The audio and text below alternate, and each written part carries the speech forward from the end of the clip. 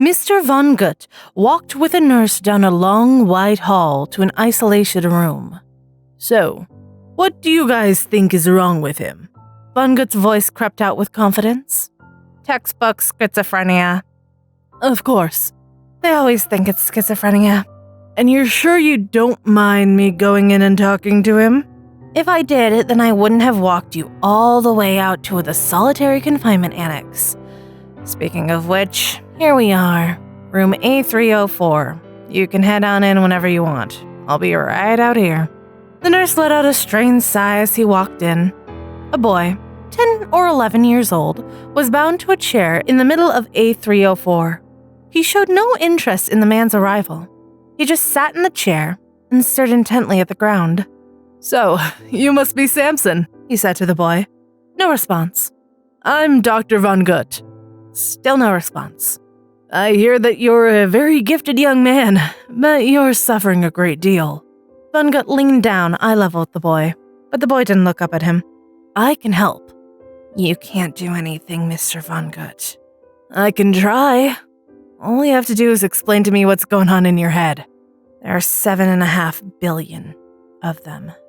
The voices. What makes you say that?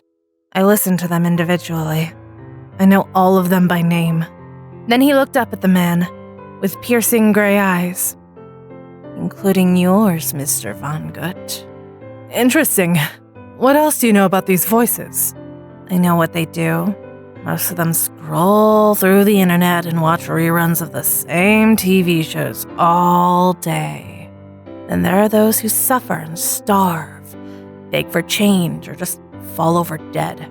And then there's you, Mr. Von Gut, a self-proclaimed doctor that believes so firmly in the supernatural that he's willing to drop out of med school to disprove his peers.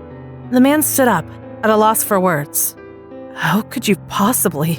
And what you don't know, Mr. Von Gut, is that I can make the voices stop if I want to.